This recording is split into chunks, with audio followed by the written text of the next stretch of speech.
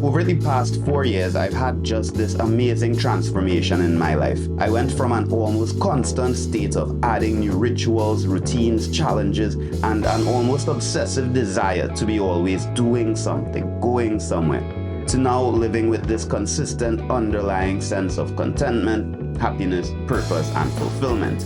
And the crazy thing about it is that I got here by quitting a bunch of things rather than adding them in. So today I'm sharing the 10 biggest things I stopped doing that made life much simpler and much better. Number 1 is social media to kill boredom.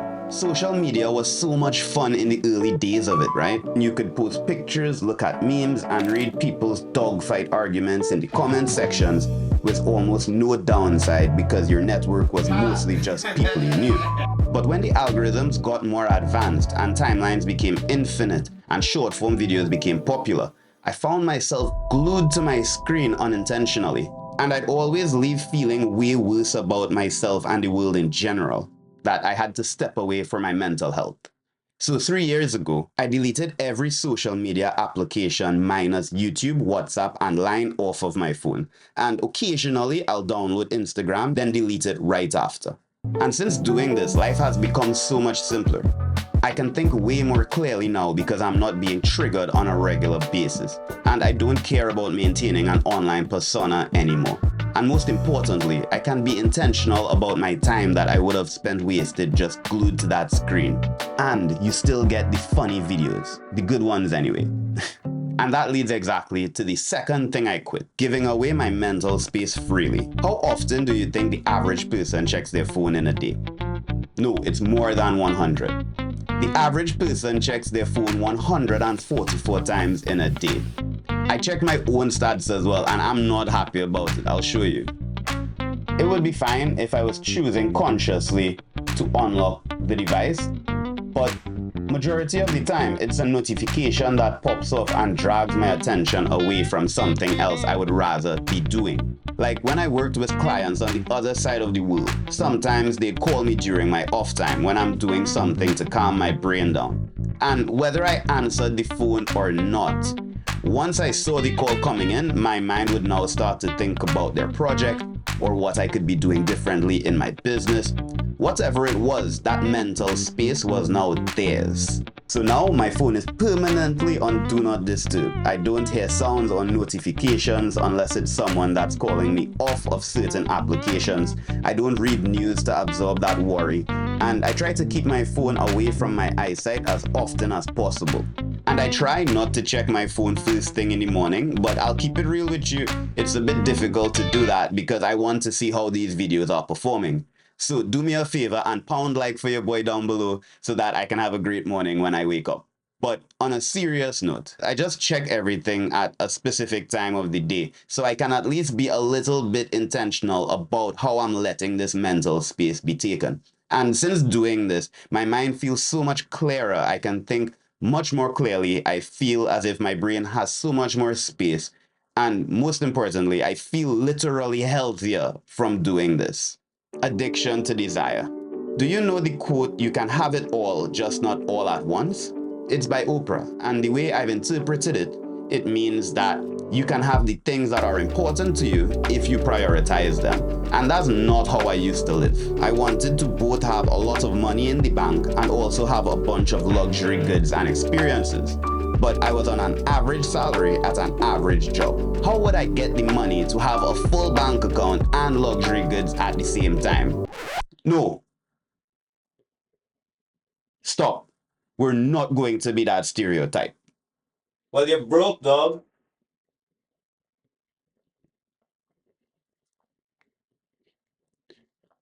Dodge the bullet there. But jokes aside, having multiple desires at the same time leaves your focus spread thin and leaves you spinning in the mud about next steps. And realistically, a lot of these things I didn't even want. They were just a lifestyle marketed to me by entertainment. Things got a lot easier when I decided that I would just pick one important thing to focus on from each category of my life and ignore the rest. That forced me to get clear about what I really wanted, then only take steps that aligned with that. And you know what they say, a healthy person desires a million things, but a sick person desires but one. I quit having unrealistic expectations of myself. For about 5 years, I unknowingly kept adding expectations to my life. I'd add a morning routine, and with that came the expectation that I'd complete this routine every morning. I'd start a meditation practice and expect myself to never skip a session, and each always led to disappointment. Each new thing I added came with the baggage of expectation and felt more like constraints to my days after a couple of weeks. I've taken a huge step back from that, and now I approach personal development from a much more holistic perspective. I choose one broad goal for the year and see if I'm getting directionally better. Like this year, I've chosen to get better at relationships and marketing. And you're now my best friend. So at least one of those two things I'm doing correctly right now. But on a serious note, I am still a very super driven person. So I do set weekly goals and standards for myself. I just don't consider hitting all of them success or failure. Playing small. Since I was a child, I knew that I wanted to travel and make documentaries, but I was always afraid to take that risk. So I always circled around the thing that I actually wanted. I worked in insurance, I studied international relations, I learned Japanese and moved to Japan, I worked at an airline, and I was always doing something tangential to what I really wanted to do. It was genius actually, because I'd get close enough that I would be satisfied and said, this is good enough. In reality, I was just really afraid. I let people tell me what was possible and what was not, and I believed them, and then I acted in a way to keep in alignment with that belief. But once I finally shook that fear, life became so much simpler, because I was now always either doing something to get the things I wanted out of life, or I wasn't. That made the steps I had to take just incredibly clear. And obviously there's still some confusion around the how, but the what and the why and my internal value system is always crystal clear, and that's a level of peace I would wish for everyone. I quit playing hot potato with responsibility. There's a phrase I heard a lot growing up. God helps those who help themselves. Or a similar agnostic phrase would be, fortune favors the bold. And the way I've interpreted these, they mean that if I were to take responsibility and try to improve my life, things will change. And in my experience, they really do. Once the financial problems, relationship problems, and weight problems I had shifted from the banks, governments, toxic internet forums, and fast food restaurants to just my fault, they were solvable. I could take concrete steps to improve my situation and even get lucky from time to time. This change for me came from a book I read by Tony Robbins called Awaken the Giant Within. It's one of my favorite books of all time. I read it again just last year. The message of this book is about questioning what can we do to change our circumstances and unleashing our personal power. It was the catalyst for me to begin to build a life that I really truly love, filled with happiness and purpose. And there's another book that's similar to it called Extreme Ownership by Jocko Willing, which talks about the same principles. But essentially, the core message of both of these books are the same. If you don't like something, change it. You're not a tree. You can move. I quit caring what others think about me. There's this quote that I absolutely love. Would you rather be at peace with the world and at war with yourself, or at war with the world and at peace with yourself? And this really resonated with me, because for a really long time, I was at war with myself to make peace with other people's thoughts, opinions, and ideas about me. And the amount of things that I didn't do that I actually wanted to because of the fear of other people's judgments and opinions was insane. I remember the moment I realized what it was costing me. I was sitting on my couch in my apartment in Fuji City, Japan, staring at my phone, afraid to post a photo I just took because my old schoolmates back home on the next side of the world might have something negative to say about it. Ridiculous.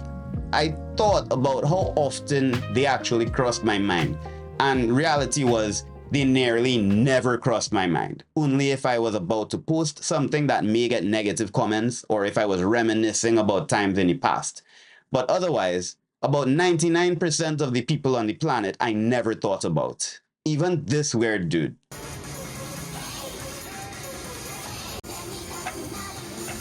And almost immediately after I saw him, I forgot he ever existed to begin with.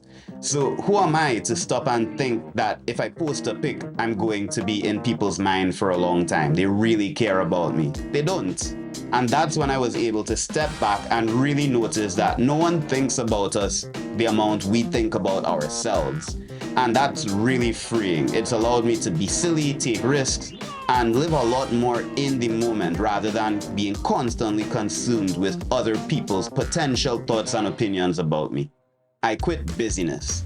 This was probably the biggest struggle of my life in the last 4 years, and if you're watching this video, you can probably relate. I'd set out these huge task lists for a day, schedule everything in, and fill every minute of my day with busyness. And here I'd like to make a distinction between busyness and productivity. I think that productivity is getting the most result out for the least amount of effort, whereas busyness is really just about constantly doing things. I was always overthinking, late for something, and stressed. And that eventually led me to burn out for about 2 weeks because it was just impossible to keep going all day, every day. I thought this is what I had to do to be successful. But what use is having success if there is no time in the day to enjoy it? Now I've simplified that quite a bit by putting a lot more intention and free time into my weeks. Even the unbalanced weeks where I'm going for 60 plus hours, I make room for at least one thing to do just for myself. I'm actually considering making a digital planner that goes through the process that I go through when planning my weeks. So if you're interested in getting that, then please sign up for the newsletter down below, because that's where I'll let people know about it. But the elevator pitch version of it is this. I choose one thing for each day to make that a priority in my life and try to get that completed. And everything else just becomes, it would be nice if it were done, but it's not that important category. I quit keeping clutter in my home. I know this is the one that you're gonna leave in the comments, oh, it's not so important, but I promise you, this is one of the most important things I did to simplify my life. I grew up in the bedroom in my home where we kept all of the extra things. So the extra towels, the computer, and I could be in a room filled floor to ceiling with clutter, and I never would have felt anything differently about it. But when I moved to my own place and consciously started getting rid of things I didn't need, it's like a switch clicked in my brain and I felt peace and spaciousness and clarity of thought. And I realized that in rooms that are filled with things, there's always constant distractions or things to spark ideas, depending on how you look at it. But in a room that has nothing but the essentials, it's like taking a clarity pill, because your brain can really only focus on one of two things: on the thing that you wanted to focus on, or on unresolved thoughts. And now I couldn't imagine living any other way. Now I get rid of as many things as I possibly can afford to. I don't keep just in case items in the event that something happens. I'm really conscious about the things I bring into my home and the purpose of it. And if something has already served its purpose and I can replace it for $10 or less in 10 minutes or less, I just throw it away. I quit holding on to worry. Worrying is like feeling the pain of your baby toe hitting a chair leg before you hit it. It's taking all that pain you expect to happen in the future and giving it to yourself now. And while I'm not sure it's possible to ever stop worrying because it's a natural human emotion, I have quit holding on to it. I used to worry about how someone would respond to a text. I'd worry about results from exams or what people would think of me. And I realized that the thing I was worrying about was never as bad as my mind would make it out to be. And the worst part of it would be acting out of worry, because that would just make the situation worse most of the times. So now I've adopted the 5x5 rule to deal with it. If it won't matter in 5 years, I won't spend more than 5 minutes worrying about it. And if you enjoyed this video, I think you'll enjoy this one here. That's about how I stop being stressed when I'm in my busyness phase. As always, thank you for watching.